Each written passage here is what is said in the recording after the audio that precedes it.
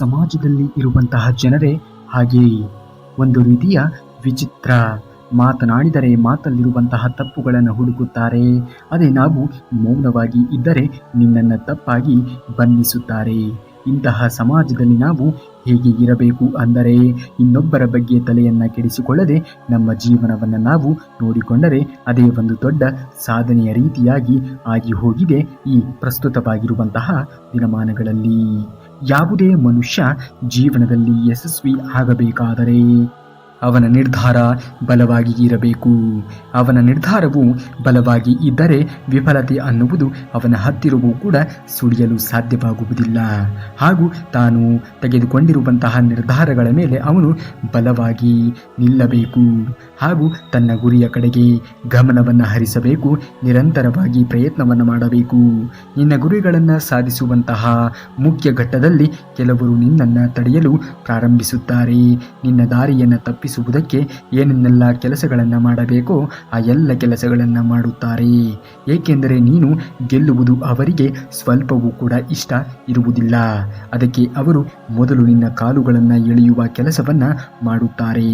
ಆದರೆ ನೀನು ಯಾವುದಕ್ಕೂ ಕೂಡ ತಲೆಯನ್ನು ಕೆಡಿಸಿಕೊಳ್ಳದೆ ನಿರಂತರವಾಗಿರುವಂತಹ ಪ್ರಯತ್ನವನ್ನು ಮಾಡು. ಆಗ ಮಾತ್ರ ನೀನು ಅಂದುಕೊಂಡಿರುವಂತಹ ಕೆಲಸದಲ್ಲಿ ಯಶಸ್ವಿಯಾಗಲು ಸಾಧ್ಯವಾಗುವುದು. ನೀನು ಯಾವುದೇ ಕಾರಣಕ್ಕೂ ಕೂಡ ಜಗ್ಗದೇ ಇದ್ದಾಗ ನಿನ್ನನ್ನು ಅವಮಾನ ಮಾಡುವುದಕ್ಕೆ ಪ್ರಾರಂಭ ಮಾಡುತ್ತಾರೆ. ಇಷ್ಟೇ ಈ ಸಮಾಜ. ಒಂದಲ್ಲ ಒಂದು ರೀತಿಯಲ್ಲಿ ನಿನ್ನನ್ನು ಮಾತ್ರ ಕೆಳಗೆ ಬೀಳಿಸಬೇಕು ಎನ್ನುವಂತಹ ಮನೋಧೋರಣೆಯಲ್ಲಿ ಪ್ರಾರಂಭವನ್ನು ಮಾಡುತ್ತಾರೆ. ಹೆಜ್ಜೆ ಹೆಜ್ಜೆಗೂ ಕೂಡ ನಿನ್ನನ್ನು ಅವಮಾನ ಮಾಡುತ್ತಾರೆ. ಅವಮಾನ ಮಾಡಿ ನಿನ್ನನ್ನು ಕೆಳಗೆ ಬೀಳಿಸುವಂತಹ ಪ್ರಯತ್ನವನ್ನು ಮಾಡುತ್ತಾರೆ. ಇಂತಹ ಘಟನೆಗಳು ಸಾಧಿಸುತ್ತೇವೆ ಎಂದು ಹೊರಡುವಂತಹ ಪ್ರತಿಯೊಬ್ಬರಲ್ಲಿಯೂ ಕೂಡ ನಾವು ಕಾಣಬಹುದು. ಆದರೆ ಇವೆಲ್ಲವನ್ನು ಕೂಡ ಹಿಮ್ಮೆಟ್ಟಿ ಮುಂದೆ ನಡೆದಾಗ ಮಾತ್ರ ಜೀವನದಲ್ಲಿ ಸಾಧಿಸಲು ಸಾಧ್ಯವಾಗುವುದು. ಇಂಥವರಿಗಾಗಿ ನಾವು ಎಂದಿಗೂ ಕೂಡ ತಲೆಯನ್ನು ಕೆಡಿಸಿಕೊಳ್ಳಲು ಹೋಗಬಾರದು. ಅವುಗಳಲ್ಲಿ ಪ್ರಮುಖವಾಗಿ ನಾವು ನಮ್ಮ ಗಮನದ ಕಡೆ ನಿಗಾವನ್ನು ವಹಿಸಬೇಕು. ನಿನ್ನನ್ನು ಯಾರೇ ಅವಮಾನವನ್ನು ಮಾಡಿದರೂ ಕೂಡ, ನಿನ್ನನ್ನು ಯಾರೇ ನೋಯಿಸಿದರೂ ಕೂಡ ನೀನು ಮಾತ್ರ ನಿನ್ನ ಕಡೆಗೆ ನಿನ್ನ ಗಮನ ಎನ್ನುವುದು ನಿನ್ನ ಗುರಿಯ ಕಡೆಗೆ ಮಾತ್ರ ಇರಬೇಕು. ನಿನ್ನ ಗೆಲುವನ್ನು ಕಸಿದುಕೊಳ್ಳಲು ಯಾರ ಕೈಯಿಂದಲೂ ಕೂಡ ಸಾಧ್ಯವೇ ಇಲ್ಲ. ನಿನ್ನ ಕೆಲಸ ನೀನು ಮಾಡುತ್ತಾ ಇರು.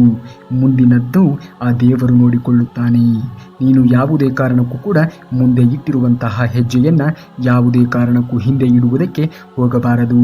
ಅದೃಷ್ಟದ ಮೇಲೆ ನಂಬಿಕೆಯನ್ನು ಇಡಬೇಡ. ನಿನ್ನ ಮೇಲೆ ನೀನು ನಂಬಿಕೆಯನ್ನು ಇಡು. ನಿನ್ನ ಆತ್ಮಬಲದ ಮೇಲೆ ನೀನು ನಂಬಿಕೆಯನ್ನು ಇಡು. ನಿನ್ನ ಕಠಿಣವಾಗಿರುವಂತಹ ಪರಿಶ್ರಮದ ಮೇಲೆ ನೀನು ನಂಬಿಕೆಯನ್ನು ಇಡು. ಆಗ ಯಶಸ್ಸು ಎನ್ನುವುದು ತಾನಾಗಿಯೇ ನಿನಗೆ ಸಿಕ್ಕೇ ಸಿಗುತ್ತದೆ. ಯಾರೇ ನಿನ್ನನ್ನು ಅವಮಾನಿಸಲಿ, ನಿಂದಿಸಲಿ, ನೀನು ಮಾತ್ರ ಮುಂದೆ ಇಟ್ಟಿರುವಂತಹ ಹೆಜ್ಜೆಯನ್ನು ಯಾವುದೇ ಕಾರಣಕ್ಕೂ ಹಿಂದೆ ಇಡುವುದಕ್ಕೆ ಹೋಗಲೇಬಾರದು. ಒಮ್ಮೆ ನೀನು ನಿನ್ನ ಕೆಲಸದ ಮೇಲೆ ಗಮನವನ್ನು ಬಿಟ್ಟು ಕೆಲಸ ಮಾಡಿದರೆ ನಿನಗೆ ಗೆಲುವು ಎನ್ನುವುದು ಸಿದ್ಧವಾಗಿ ಸಿಕ್ಕೇ ಸಿಗುತ್ತದೆ. ನಿನ್ನ ಗೆಲುವನ್ನು ಅವರು ನೋಡಿದರೆ ಅವರು ನಿನ್ನನ್ನು ಅವಮಾನಿಸುವುದು ಇರಲಿ, ನಿನ್ನ ಮುಖವೂ ಕೂಡ ನೋಡುವುದಕ್ಕೆ ಭಯವನ್ನು ಪಡುತ್ತಾರೆ. ಅವಮಾನಿಸುವಂತಹ ವ್ಯಕ್ತಿಗಳು ಅವಮಾನಿಸಲಿ, ನೀನು ಮಾತ್ರ ಎಲ್ಲವನ್ನ ಕಡೆಗಣಿಸುವುದನ್ನು ಕಲಿತಾಗ ಮಾತ್ರ ನೀನು ಜೀವನದಲ್ಲಿ ಮುಂದೆ ಬರುವುದಕ್ಕೆ ಸಾಧ್ಯ. ಒಂದು ಮಾತಿದೆ, ನಾಯಿ ಬೊಗಳಿದರೆ ದೇವಲೋಕ ಎನ್ನುವುದು ಹಾಳಾಗಲು ಸಾಧ್ಯವಾದೀತೆ. ಅದು ನಿನ್ನನ್ನು ಹೆಜ್ಜೆ ಹೆಜ್ಜೆಗೂ ಕೂಡ ಅವಮಾನಿಸುತ್ತಾರಲ್ಲ ಅಂಥವರನ್ನು ನೋಡಿಯೇ ಹೇಳಿರಬೇಕು. ಬದುಕು ಎಷ್ಟೇ ಕಷ್ಟವನ್ನು ಕೊಟ್ಟರೂ ಕೂಡ ನೀನು ಮಾತ್ರ ಆ ಎಲ್ಲ ಕಷ್ಟಗಳನ್ನು ಎದುರಿಸುತ್ತಾ ಮುಂದೆ ನಡಿ. ನಿನಗಾಗಿ ಅಲ್ಲದಿದ್ದರೂ ಕೂಡ ನಿನ್ನವರಿಗಾಗಿ, ನಿನ್ನ ಕನಸುಗಳಿಗಾಗಿ, ನಿನ್ನ ಜವಾಬ್ದಾರಿಗಳಿಗಾಗಿ ನೀನು ಬದುಕಲೇಬೇಕಾಗುತ್ತದೆ. ಇಲ್ಲಿ ಯಾರೂ ನಿನ್ನ ಕಣ್ಣೀರು ಗಮನಿಸುವುದಿಲ್ಲ. ಯಾರೂ ಕೂಡ ಇಲ್ಲಿ ನಿನ್ನ ಕಷ್ಟಗಳನ್ನು ನೋಡುವುದಿಲ್ಲ. ಯಾರೂ ನಿನ್ನ ಸಂಕಷ್ಟಗಳನ್ನು ಇಲ್ಲಿ ಕೇಳುವುದೂ ಇಲ್ಲ. ನಿನ್ನ ಶಕ್ತಿ ಏನು ಅಂತ ನೀನು ಅಂತಹ ಜನರಿಗೆ ತೋರಿಸಿಕೊಂಡು ಆತ್ಮವಿಶ್ವಾಸ ಮತ್ತು ಕಠಿಣವಾಗಿರುವಂತಹ ಪರಿಶ್ರಮ, ಸೋಲು ಎನ್ನುವಂತಹ ರೋಗವನ್ನು ಕೊಲ್ಲುವುದಕ್ಕೆ ಅತ್ಯುತ್ತಮವಾಗಿರುವಂತಹ ಔಷಧಿಗಳಾಗಿವೆ. ಹಾಗಾಗಿ ಆತ್ಮವಿಶ್ವಾಸವನ್ನು ಹಾಗೂ ಕಠಿಣವಾಗಿರುವಂತಹ ಪರಿಶ್ರಮವನ್ನು ವಹಿಸುವುದನ್ನು ಯಾವುದೇ ಕಾರಣಕ್ಕೂ ಮರೆಯಬಾರದು. ಅವು ನಿನ್ನನ್ನು ಪ್ರಪಂಚದಲ್ಲಿ ಉತ್ತಮ ವ್ಯಕ್ತಿಗಳನ್ನಾಗಿ ಮಾಡುತ್ತವೆ. ಇತರರಿಗಾಗಿ ನಿನ್ನ ಸ್ವಂತಿಕೆಯನ್ನ ಬಿಟ್ಟು ಕೊಡಬೇಡ. ಏಕೆಂದರೆ ಈ ಪ್ರಪಂಚದಲ್ಲಿ ನಿನ್ನ ಪಾತ್ರವನ್ನು ನಿನಗಿಂತ ಚೆನ್ನಾಗಿ ನಿಭಾಯಿಸುವುದಕ್ಕೆ ಯಾರ ಕೈಯಿಂದಲೂ ಕೂಡ ಸಾಧ್ಯವಾಗುವುದೇ ಇಲ್ಲ. ಜೀವನದಲ್ಲಿ ಮನುಷ್ಯನಿಗೆ ಬಹಳಷ್ಟು ಸಂಕಷ್ಟಗಳು ಬರುತ್ತವೆ. ನಿಜ, ಆ ಸಂಕಷ್ಟಗಳು ಬರಬೇಕು. ಅಂದಾಗಲೇ ನಾವು ಜೀವನದಲ್ಲಿ ಏನನ್ನಾದರೂ ಸಾಧನೆಯನ್ನು ಮಾಡಲು ಸಾಧ್ಯವಾಗುವುದು. ಸಂಕಷ್ಟಗಳು ಬಂದರೇನೆ ಮನುಷ್ಯನು ಗಟ್ಟಿಯಾಗುವುದು. ನೀನು ಗೆದ್ದ ನಂತರ ಆ ಆಯಸ್ಸು ಸಂಭ್ರಮಿಸುವುದಕ್ಕೆ ಆ ಸಂಕಷ್ಟಗಳು ನಿನಗೆ ಬೇಕಾಗುತ್ತವೆ. ಸಾಧಿಸಿಯೇ ತೀರುತ್ತೇನೆ ನಾನು ಅಂದುಕೊಂಡ ಕನಸುಗಳನ್ನು ನಾನು ಮನಸ್ಸು ಮಾಡಿಕೊಂಡೆ ತೀರುವುದು ಅನ್ನುವ ಗಟ್ಟಿ ನಿರ್ಧಾರವು ನಿನ್ನಲ್ಲಿ ಇರಲಿ. ಮನಸ್ಸಿನ ಮುಂದೆ ಯಾವುದೇ ಅಡೆತಡೆಗಳು ನಿಲ್ಲುವುದಕ್ಕೆ ಸಾಧ್ಯನೇ ಇಲ್ಲ. ನೀನು ಗೆಲ್ಲಬೇಕಾದರೆ ನಿನ್ನ ಮನಸ್ಸು ಬಂಡೆಯಂತೆ ಮಾಡಿಕೊಳ್ಳಬೇಕು. ಏನೇ ಅಡೆತಡೆಗಳು ಜೀವನದಲ್ಲಿ ಬಂದರೂ ಕೂಡ ಅದನ್ನು ಎದುರಿಸಿ ನಿಲ್ಲಬೇಕು. ಜೀವನದಲ್ಲಿ ನೀನು ಹಾಳಾಗುವುದು ನೀನು ಮಾಡುವ 3 ತಪ್ಪುಗಳಿಂದ. ಹಾಗಾಗಿ ಇಂತಹ ತಪ್ಪುಗಳನ್ನು ನೀನು ಜೀವನದಲ್ಲಿ ಎಂದಿಗೂ ಕೂಡ ಮಾಡಬಾರದು. ನೀನು ಸುಧಾರಿಸಿಕೊಂಡರೆ ಸೋಲು ಎನ್ನುವುದು ನಿನ್ನ ಹತ್ತಿರವೂ ಕೂಡ ಸುಳಿಯುವುದಿಲ್ಲ. ಹಾಗಾಗಿ ಈ 3 ತಪ್ಪುಗಳನ್ನು ನೀನು ಎಂದಿಗೂ ಕೂಡ ಮಾಡಬೇಡ. ನೀನು ಎಲ್ಲರನ್ನ ಸುಲಭವಾಗಿ ನಂಬುವುದೇ ನೀನು ಹಾಳಾಗುವುದಕ್ಕೆ ಮುಖ್ಯ ಕಾರಣವಾಗುತ್ತದೆ. ನಿನ್ನ ಪ್ರಯತ್ನವಿಲ್ಲದೆ ನೀನು ಯಶಸ್ವಿಯಾಗಲು ಸಾಧ್ಯವೇ ಇಲ್ಲ. ನಿನ್ನ ಸಂಪೂರ್ಣವಾಗಿರುವಂತಹ ಪ್ರಯತ್ನ ನಿನ್ನ ಕೆಲಸದ ಮೇಲೆಯೇ ಇರಬೇಕು ಹೊರತು ಇನ್ನೊಬ್ಬರ ಮೇಲೆಯಾಗಲಿ, ಇನ್ನೊಬ್ಬರ ಮಾತಿನ ಮೇಲೆಯಾಗಲಿ, ಇನ್ನೊಬ್ಬರ ಅತಿಯಾದ ನಂಬಿಕೆಯನ್ನು ಇಡುವುದರಲ್ಲಿ ಆಗಲಿ ಇರಲೇಬಾರದು. ಮಳೆ ಬೀಳುವಾಗ ಎಲ್ಲ ಪಕ್ಷಿಗಳು ಮರದ ಆಸರೆಯನ್ನು ಪಡೆಯುತ್ತದೆ. ಆದರೆ ಹದ್ದು ಮಾತ್ರ ಯಾರ ಆಶ್ರಯವನ್ನು ಕೂಡ ಪಡೆಯದೆಯೇ ತನ್ನ ರೆಕ್ಕೆಯ ಮೇಲೆ ನಂಬಿಕೆಯನ್ನು ಇಟ್ಟು ಹಾರಾಟವನ್ನು ಮಾಡುತ್ತದೆ. ಇನ್ನು ಮೇಲಕ್ಕೆ ಅಂದರೆ ಮೋಡಗಳ ಮೇಲೆ ಹಾರಾಡುವಂತಹ ಸಾಹಸವನ್ನು ಮಾಡುತ್ತದೆ. ನೀನು ಕೂಡ ಈ ತರಹ ಆಗಬೇಕು. ಯಾರ ಮೇಲೆಯೂ ಕೂಡ ನೀನು ಅವಲಂಬಿತವಾಗಿ ಜೀವನವನ್ನು ಮಾಡಲು ಹೋಗಬಾರದು. ಇನ್ನು 2ನೆಯದು ಎಲ್ಲರ ಮೇಲೆ ಅತಿಯಾದ ಕಾಳಜಿಯನ್ನು ವಹಿಸುವುದು. ಜೀವನದಲ್ಲಿ ನೀನು ಎಲ್ಲರ ಮೇಲೆ ಕಾಳಜಿಯನ್ನು ವಹಿಸಿ ಅವರು ಚೆನ್ನಾಗಿರಲಿ, ಇವರು ಚೆನ್ನಾಗಿರಲಿ ಅಂತ ಇನ್ನೊಬ್ಬರ ಬಗ್ಗೆ ನೀನು ಕಾಳಜಿಯನ್ನು ವಹಿಸುತ್ತಾ ಹೋದರೆ ನೀನು ಚೆನ್ನಾಗಿರಲಿ ಎಂದು ಕಾಳಜಿಯನ್ನು ವಹಿಸುವವರು ಯಾರು? ನಿನ್ನ ಬಗ್ಗೆ ಕಾಳಜಿ ವಹಿಸುವವರು ಯಾರು ಇದ್ದಾರೆ? ಆದ್ದರಿಂದ ಯಾರಿಗೋಸ್ಕರವೂ ಕೂಡ ಕಾಳಜಿಯನ್ನು ವಹಿಸುವಂತಹ ಅವಶ್ಯಕತೆಯೇ ಇರುವುದಿಲ್ಲ. ಇಲ್ಲಿ ಇರುವವರು ಕೇವಲ ಸಮಯ ಮತ್ತು ಸಂದರ್ಭಕ್ಕೆ ಅನುಗುಣವಾಗಿ ಮಾತ್ರ ನಿನ್ನ ಬಳಿಗೆ ಹುಡುಕಿಕೊಂಡು ಬರುತ್ತಾರೆ. ಅದನ್ನು ಹೊರತುಪಡಿಸಿದರೆ ಇಲ್ಲಿ ಯಾರೂ ಕೂಡ ನಿನ್ನವರು ಆಗುವುದಕ್ಕೆ ಸಾಧ್ಯವೇ ಇಲ್ಲ. ಆಯಾ ಕಾಲಘಟ್ಟ ಬಂದಾಗ ಮಾತ್ರ ತಿಳಿಯುವುದು ಯಾರ್ಯಾರ ನಾಟಕ, ಯಾರ್ಯಾರ ಬುದ್ಧಿವಂತಿಕೆ ಏನು ಎನ್ನುವುದು. ದೇಶದ ಬುದ್ಧಿವಂತ ತಲೆಗಳು ತರಗತಿಯ ಕೊನೆಯ ಬೆಂಚಲ್ಲಿಯೇ ಇರುತ್ತಾರೆ. ಹಾಗಾಗಿ ನೀವು ಯಾರನ್ನು ಕೂಡ ಅತಿಯಾಗಿ ನಂಬುವುದಕ್ಕೆ ಹೋಗಬಾರದು. ಅದೇ ತರಹ ನೀನು ಕೂಡ ಕೊನೆಯ ಸ್ಥಾನದಲ್ಲಿಯೇ ಇರುವುದು. ಕೊನೆಯ ಸ್ಥಾನದಿಂದ ಪುಟಿದೆದ್ದು ಮುಂದೆ ಬಂದೇ ಬರಬೇಕು. ನಿನ್ನ ಬಗ್ಗೆ ಕಾಳಜಿಯನ್ನು ವಹಿಸುವವರು ನಿನ್ನ ಮನೆಯವರು ಮಾತ್ರ. ಬೇರೆಯವರು ಯಾರೂ ಕೂಡ ನಿನ್ನ ಬಗ್ಗೆಯಾಗಲಿ, ನಿನ್ನ ಕರ್ತವ್ಯದ ಬಗ್ಗೆಯಾಗಲಿ ಕಾಳಜಿಯನ್ನು ವಹಿಸುವವರು ಯಾರೂ ಕೂಡ ಇಲ್ಲ. ಈ ವಾಸ್ತವದ ಸತ್ಯವನ್ನು ಅರಿತು ಜೀವನವನ್ನು ಮಾಡು.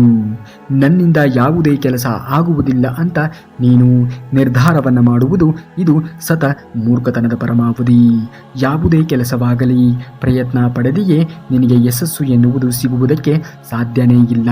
ಯಾವ ವ್ಯಕ್ತಿಯು ಅಂದುಕೊಂಡಿರುವಂತಹ ಕೆಲಸದಲ್ಲಿ ನಿರಂತರವಾಗಿರುವಂತಹ ಪ್ರಯತ್ನವನ್ನು ಮಾಡಿದಾಗ ಮಾತ್ರ ಆ ಕೆಲಸದಿಂದ ಆತನು ಫಲವನ್ನು ಪಡೆದುಕೊಳ್ಳುವುದಕ್ಕೆ ಸಾಧ್ಯವಾಗುವುದು. ನಿನ್ನ ಕೆಲಸವನ್ನು ನೀನು ಪ್ರೀತಿಸು, ಆಗ ಆ ಕೆಲಸವೇ ನಿನ್ನನ್ನು ಪ್ರೀತಿಸುವಂತೆ ಮಾಡುತ್ತದೆ. ಇಲ್ಲಿ ಯಾವುದೇ ಕೆಲಸ ಕೀಳು ಅಥವಾ ಮೇಲು ಅಲ್ಲ. ಎಲ್ಲ ಕೆಲಸಗಳು ತನ್ನದೇ ಆಗಿರುವಂತಹ ಪ್ರಾಮುಖ್ಯತೆಯನ್ನು ಒಳಗೊಂಡಿರುತ್ತದೆ. ಆದರೆ ನಾವು ಅದರಲ್ಲಿ ಭಾಗವಹಿಸುವಿಕೆಯ ಮೇಲೆ ನಮ್ಮ ಬೆಳವಣಿಗೆ ಎನ್ನುವುದು ನಿಂತಿರುತ್ತದೆ. ಅದು ಬಿಟ್ಟು ನನ್ನಿಂದ ಈ ಕೆಲಸ ಆಗುವುದಿಲ್ಲ ಅಂತ ನೀವೇ ನಿರ್ಧಾರವನ್ನು ಮಾಡಿದರೆ ನೀನು ಯಾವುದೇ ಗುರಿಯನ್ನು ತಲುಪುವುದಕ್ಕೆ ಸಾಧ್ಯವಾಗುವುದೇ ಇಲ್ಲ. ಹಾಗಾಗಿ ನಾವು ಮೊದಲು ಪಾಸಿಟಿವಿಟಿಯನ್ನು ಜೀವನದಲ್ಲಿ ಅಳವಡಿಸಿಕೊಳ್ಳಬೇಕು. ನೆಗೆಟಿವಿಟಿಯನ್ನು ಆದಷ್ಟು ದೂರವೇ ತಳ್ಳಬೇಕು. ಮೊದಲು ನಿನ್ನ ಮೇಲೆ ನಿನಗೆ ನಂಬಿಕೆ ಎನ್ನುವುದು ಇರಬೇಕು. ಗೆಲುವು ಎನ್ನುವುದು ತದನಂತರದಲ್ಲಿ ಖಂಡಿತವಾಗಿಯೂ ಕೂಡ ಸಿಕ್ಕೇ ಸಿಗುತ್ತದೆ. ನಿನ್ನ ಭವಿಷ್ಯವನ್ನು ಬದಲಾಯಿಸಲು ನಿನ್ನಿಂದ ಮಾತ್ರ ಸಾಧ್ಯವಾಗುವುದು. ಆದರೆ ನಿನ್ನ ಹವ್ಯಾಸಗಳನ್ನು ಬದಲಿಸುವಂತಹ ಶಕ್ತಿ ನಿನ್ನಲ್ಲಿಯೇ ಇರುತ್ತದೆ. ಹಾಗಾಗಿ ನೀನು ಇಂದು ಮಾಡುತ್ತಿರುವಂತಹ ಹವ್ಯಾಸಗಳು ಮುಂದೆ ನಿನ್ನ ಭವಿಷ್ಯಕ್ಕೆ ಬುನಾದಿಯಾಗಿರುತ್ತದೆ. ಹಾಗಾಗಿ ಇಂದು ನೀನು ಅನುಸರಿಸುತ್ತಿರುವಂತಹ ಹವ್ಯಾಸಗಳು ಸದಾ ಒಳ್ಳೆಯ ರೀತಿಯಲ್ಲಿ ಇರಬೇಕು.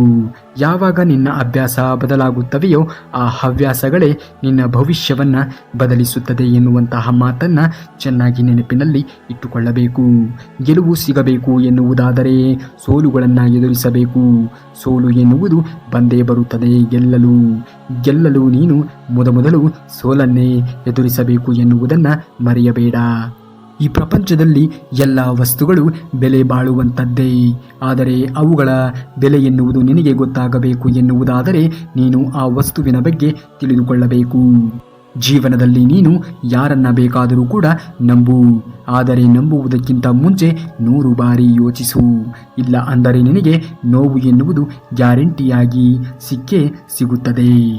ಒಳ್ಳೆಯ ಹೃದಯವು ಇತರರೊಂದಿಗೆ ಒಳ್ಳೆಯದನ್ನು ಮಾತ್ರ ನಿರೀಕ್ಷೆ ಮಾಡುವುದರಿಂದ ಸಂಬಂಧಗಳು ವಿದ್ಯುತ್ ಪ್ರವಾಹದಂತೆ. ತಪ್ಪು ಸಂಪರ್ಕಗಳನ್ನೇ ನಿನ್ನ ಜೀವನದ ಉದ್ದಕ್ಕೂ ಆಘಾತವನ್ನು ಉಂಟು ಮಾಡುತ್ತದೆ. ಆದರೆ ಸರಿಯಾದ ಜನರು ಮಾತ್ರ ನಿನ್ನ ಜೀವನವನ್ನು ಬೆಳಗಿಸುತ್ತಾರೆ ಅಂತ ನಾವು ಜೀವನದಲ್ಲಿ ಮರೆಯಬಾರದು. ನಿನ್ನಿಂದ ಯಾರಾದರೂ ಸಂತೋಷವಾಗಿ ಇದ್ದಾರೆ ಅಂದರೆ ಅದು ನಿನ್ನ ಜೀವನದ ಅತ್ಯಂತ ಸಾರ್ಥಕತೆಯ ಕ್ಷಣವಾಗಿರುತ್ತದೆ. ಇನ್ನೊಬ್ಬರನ್ನ ಯಾವತ್ತೂ ನೋಯಿಸುವಂತಹ ಕೆಲಸವನ್ನ ಮಾಡಲು ಹೋಗಬಾರದು. ನಿನ್ನನ್ನು ಬಿಟ್ಟು ಹೋದವರಿಗಾಗಿ ನೀನು ಅಳಬೇಡ. ಕಣ್ಣೀರಿನಿಂದ ಅವರು ಮರಳಿ ಬರಲು ಸಾಧ್ಯವಿಲ್ಲ ನೋಡಿ. ಬದಲಾಗಿ ಅದು ನಿನ್ನ ನಾಳೆಯ ಸಂತೋಷವನ್ನ ಕಿತ್ತುಕೊಳ್ಳುತ್ತದೆ. ಯಾವುದೇ ಸಮಸ್ಯೆಗಳಿಗೆ ಯುದ್ಧವೇ ಅಂತಿಮ ಪರಿಹಾರ ಅಲ್ಲವೇ ಅಲ್ಲ. ಹಾಗೆಯೇ ನಿನ್ನನ್ನು ಬಿಟ್ಟು ಹೋದವರನ್ನ ಕಾಯುತ್ತಾ ಕುಳಿತುಕೊಳ್ಳುವುದೇ ಪರಿಹಾರವಲ್ಲ. ಬದಲಾಗಿ ಅವರೇ ನಿನ್ನ ಹತ್ತಿರ ಬರಬೇಕು. ಆ ತರಹ ನೀನು ಜೀವನದಲ್ಲಿ ಗೆಲುವನ್ನು ಸಾಧಿಸಬೇಕು, ಬೆಳೆದು ತೋರಿಸಬೇಕು. ಸಮಸ್ಯೆಗಳು ಎನ್ನುವುದು ಎಲ್ಲರಿಗೂ ಇದೆ. ಆದರೆ ಅವುಗಳನ್ನು ಎಲ್ಲ ಎದುರಿಸಿ ಹೇಗೆ ಗೆಲ್ಲುತ್ತೀಯ ಎನ್ನುವುದು ತುಂಬಾನೇ ಮುಖ್ಯವಾಗುತ್ತದೆ. ಯಾವುದಾದರೂ ಒಂದರಲ್ಲಿ ತೊಡಗಿಸಿಕೊಳ್ಳದೆ ಹೋದರೆ ನೀನು ಜೀವನದಲ್ಲಿ ಯಾವತ್ತಿಗೂ ಕೂಡ ಯಶಸ್ವಿಯಾಗುವುದಕ್ಕೆ ಸಾಧ್ಯವಿಲ್ಲ.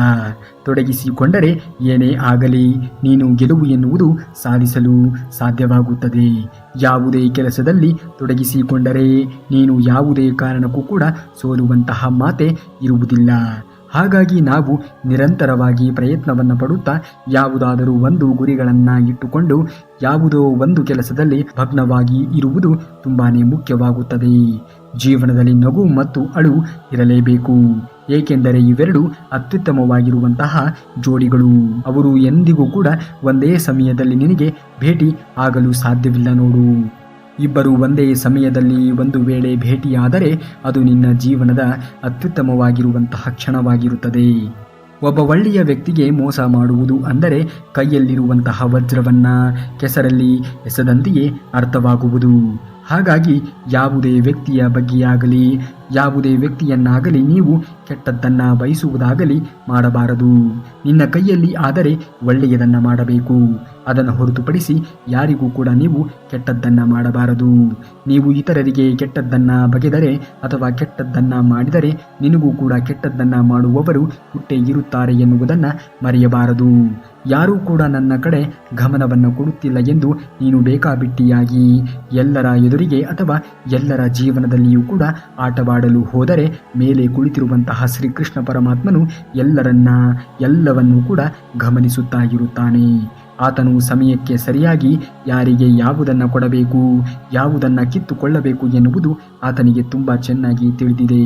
ಹಾಗಾಗಿ ಇಲ್ಲಿ ಯಾವುದು ಕೂಡ ಶಾಶ್ವತವಲ್ಲ. ನಾವು ಕೇವಲ ಈ ಭೂಮಿಗೆ ಬಂದಿರುವಂತಹ ಅತಿಥಿಗಳು. ನಮ್ಮ ಕೆಲಸ ಮುಗಿಯಿತು ಎಂದಾಗ ಈ ಶರೀರವನ್ನು ಬಿಟ್ಟು ನಾವು ತೆರಳಲೇಬೇಕು ಎನ್ನುವಂತಹ ಸತ್ಯವನ್ನು ಅರಿತು ಜೀವನವನ್ನು ಮಾಡಬೇಕು. ನಿನ್ನನ್ನು ಯಾರೇ ಮೋಸ ಮಾಡಿ ಬಿಟ್ಟು ಹೋದರೂ ಕೂಡ ಕೊರಗಿ ಕೂರುವ ಬದಲು ಜೀವನವನ್ನು ಅತ್ಯಂತ ಉತ್ಸಾಹಕತೆಯಿಂದ ಅನುಭವಿಸು. ಆಗ ಮಾತ್ರ ನೀನು ಜೀವನದಲ್ಲಿ ಮತ್ತೆ ಪುಟಿದು ನಿಲ್ಲಲು ಸಾಧ್ಯವಾಗುವುದು. ಬಿಟ್ಟು ಹೋದವರು ಹೋಗಲಿ ಬಿಡಿ ಅಂತ ಒಮ್ಮೆ ಮನಸ್ಸಿಗೆ ನಿರ್ಧಾರವನ್ನು ಮಾಡಿಕೊಳ್ಳಿ.